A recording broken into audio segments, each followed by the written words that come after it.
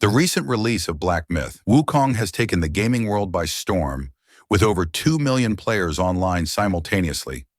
Are you one of them? But do you really understand the original story behind Black Myth, Wukong? If you're not familiar with the original story, you might miss out on many of the Easter eggs. Even Akira Toriyama, the author of Dragon Ball, once mentioned that he drew a lot of inspiration from its original story, such as Goku's name is very similar to Wukong. Just with a bit translation difference, Goku uses a rod as weapon and also rides on a cloud.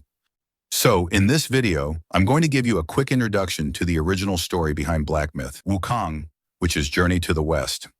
Journey to the West is one of China's 4 great classical novels, first published in the 16th century with a total of 585,000 characters. The story follows the monk Tang Sanzang and his 3 disciples, Sun Wukong, Zhu Baji, and Sha Wujing, on their journey to the West to obtain sacred scriptures. The story begins on a mountain called Flower Fruit Mountain, where there lies a mystical stone. After absorbing the essence of the sun and moon, the stone weathers away, revealing a stone monkey. This stone monkey quickly becomes the leader of the monkeys on the mountain and calls himself the Monkey King. Upon witnessing the natural death of other monkeys, the Monkey King becomes determined to find a way to achieve immortality. He sets out on a journey and eventually arrives at the cave of the slanting moon and 3 stars, where he becomes a disciple of the Grand Master of Bodhi. The master bestows upon him the name Sun Wukong and teaches him the techniques of 72 transformations in the somersault cloud. Both the 72 transformations and the somersault cloud are also featured in Black Myth, Wukong. The 72 transformations allow Wukong to transform into any object at will, while the somersault cloud is his means of transportation, reputedly allowing him to travel 54,000 kilometers almost instantaneously. After returning to Flower Fruit Mountain, Sun Wukong realized he lacked a weapon that suited his strength.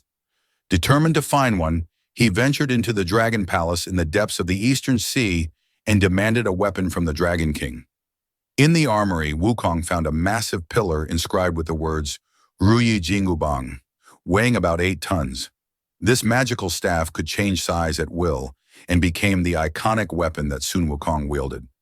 In Black Myth, Wukong, there is a scene where Wukong pulls the staff out of his ear, a reference to the original Journey to the West story. In the original tale, Sun Wukong didn't want to carry the staff around all the time, so he would shrink it down and tuck it behind his ear, only taking it out when he needed it. Sun Wukong was very fond of the Ruyi Jingubang and forcefully took it from the Dragon King. Later, after his mortal life came to an end, Wukong even caused havoc in the underworld, altering the Book of Life and Death to ensure his immortality. These incidents eventually caught the attention of the Celestial Court, which is the realm of the gods. In the intro of Black Myth, Wukong, the armies that Wukong faces are the celestial soldiers from the Celestial Court. The Jade Emperor, the ruler of the Celestial Court, initially decided to pacify Sun Wukong by offering him a position in the Celestial Court. He appointed Wukong as the keeper of horses, a lowly official responsible for looking after the horses. After knowing the truth and feeling insulted by the meager title, Sun Wukong left the Celestial Court and returned to the Flower Fruit Mountain. Later, the Celestial Court attempted to appease Wukong again by officially recognizing his self-proclaimed title of Great Sage equal to Heaven. To keep him occupied, the Jade Emperor assigned Wukong to oversee the peach garden. However, Wukong couldn't resist temptation and stole peaches from the garden, and before the Queen Mother's grand banquet, he sneaked in and feasted on the heavenly wine and delicacies. While intoxicated, he even entered the palace of the Supreme Lord Laozi and consumed his elixirs. Combined with his stone body, these magical substances made Wukong invulnerable to weapons and immune to fire. When Wukong sobered up, he realized the magnitude of his actions and fled back to the Flower Fruit Mountain. The Jade Emperor, furious upon receiving reports of Wukong's thefts, dispatched 100,000 celestial soldiers to capture him, but none could subdue him. Guanyin, the goddess of mercy, suggested to the Jade Emperor that they call upon Erlang Shen, the powerful warrior whom players must defeat in the intro of Black Myth, Wukong. During their fierce fight, Wukong was ultimately captured by the Supreme Lord Laozi, who used his magical golden hoop to trap him. He was then sealed inside a super furnace and burned for 49 days. Instead of perishing, Wukong emerged stronger, with his famed fiery eyes that can see through illusions. After escaping, Wukong continued his rebellion in the celestial court, causing more chaos. Finally, the Buddha made a bet with Wukong, saying if he could escape from his 5 fingers, then he would be spared. Wukong thinks this is way too easy, then rides on his somersault cloud. After moving for a long time, Wukong saw 5 pillars and thought, this must be the edge of the world, then pee on it and wrote, Sun Wukong once arrived here. After that, Wukong went back to the Buddha and thought he had won the bet. Suddenly, Wukong saw Buddha's finger has what he just wrote. Realizing he never escaped from Buddha's grasp, Buddha said, you lost, then pushed Wukong toward ground and embodied his hand into a mountain, trapping Wukong for 500 years. 5 centuries later, Guanyin, the goddess of mercy, informed Wukong that if he agreed to accompany a monk named Tang Sanzang on a pilgrimage to the west to retrieve sacred scriptures, he would be freed. Wukong agreed, though at the time, his compliance was only verbal. His heart wasn't in it. Wukong's future master, Tang Sanzang, in the story of Journey to the West, is actually the reincarnation of the Buddha's disciple, the Arhat golden cicada. He was banished to the mortal world because he fell asleep during one of the Buddha's sermons.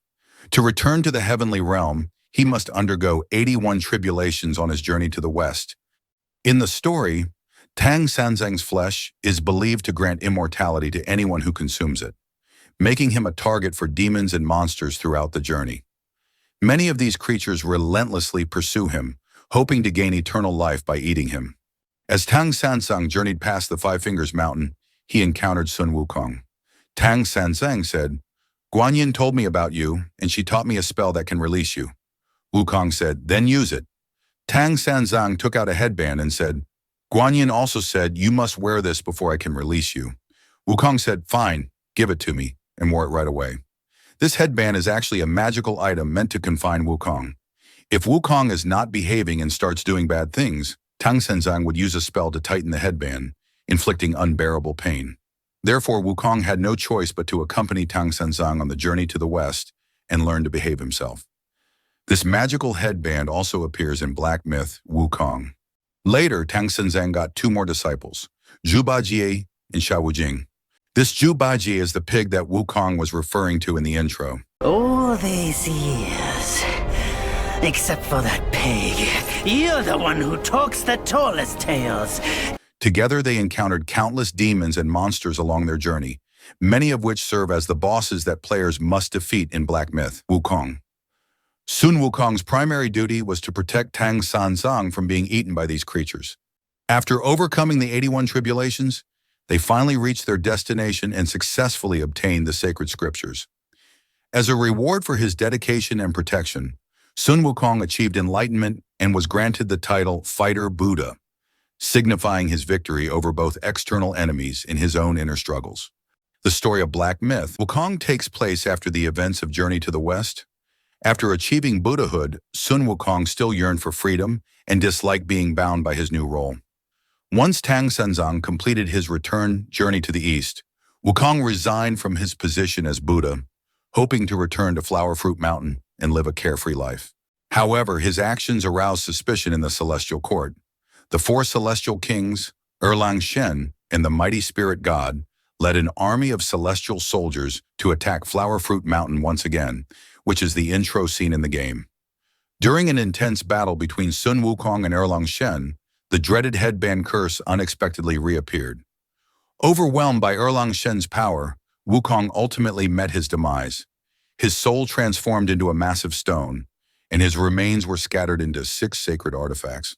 Years later, you players are taking on the role of a monkey warrior from the Flower Fruit Mountain, known as the Destined One. Your mission is to find the lost relics and resurrect the great sage equal to heaven, Sun Wukong. Alright, thank you for watching this video. I will share more stories in the future. If you enjoyed it, please hit the subscribe button below so that when I upload new videos, you will see it right away. Please also hit the like button and leave a comment how you feel about my contents. Ha ha ha ha ha ha! What? You haven't subscribed yet? Do it now!